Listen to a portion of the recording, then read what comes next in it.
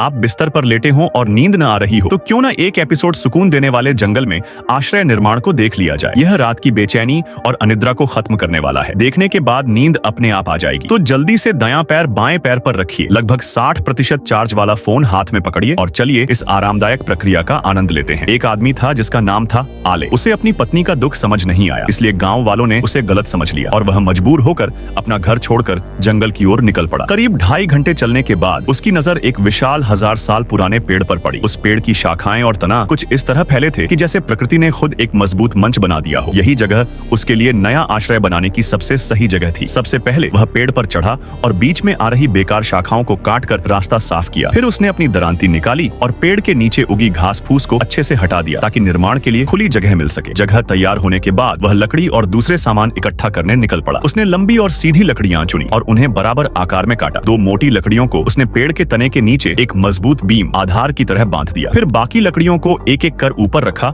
और जंगल से मिले लोहे के कीलों से उन्हें मजबूती से ठोक दिया। कहते हैं नींव जितनी मजबूत होगी घर उतना टिकाऊ होगा। आले भी इस बात को अच्छे से जानता था। भले ही उसके पास नक्शा नहीं था पर उसे अपने मन में पूरा घर साफ साफ दिख रहा था। धूप की दिशा को ध्यान में रखते हुए उसने इसी तरीके से एक और छोटा मंच बनाया जो सूरज की रोशनी वाली तरफ फैला हुआ था ताकि आगे चलकर वहां बैठने या सामान रखने की जगह मिल सके। अब सबसे जरूरी था सीढ़ी बनाना। आले ने कुछ मोटे लट्ठे लिए और उन्हें मंच पर तिरछा टिका कर रखा। फिर दोनों किनारों पर हर 30 सेंटीमीटर पर छोटे छोटे लकड़ी के टुकड़े लगाए जिससे सीढ़ी का ढांचा और भी मजबूत हो गया। उसके बाद उसने सीढ़ी के बीच में सपाट लकड़ी के टुकड़े जोड़कर एक पक्की पायदान वाली सीढ़ी बना दी। वह इतनी मजबूत थी कि एक साथ 10 लोग भी चढ़ जाएं तो कुछ न हो। अंत में उसने बांस का एक बड़ा गट्ठर उठाया, उसे सही लंबाई में काटा और दोनों मंचों के बीच के खाली हिस्से में बड़ी सफाई से भर दिया ताकि सतह बराबर और संतुलित बन जाए। इस तरह जंगल में प्रकृति के बीच एक नया सुरक्षित और सुकून देने वाला आश्रय धीरे धीरे तैयार हो रहा था जिसे देखकर किसी को भी शांति और गहरी नींद आ सकती है।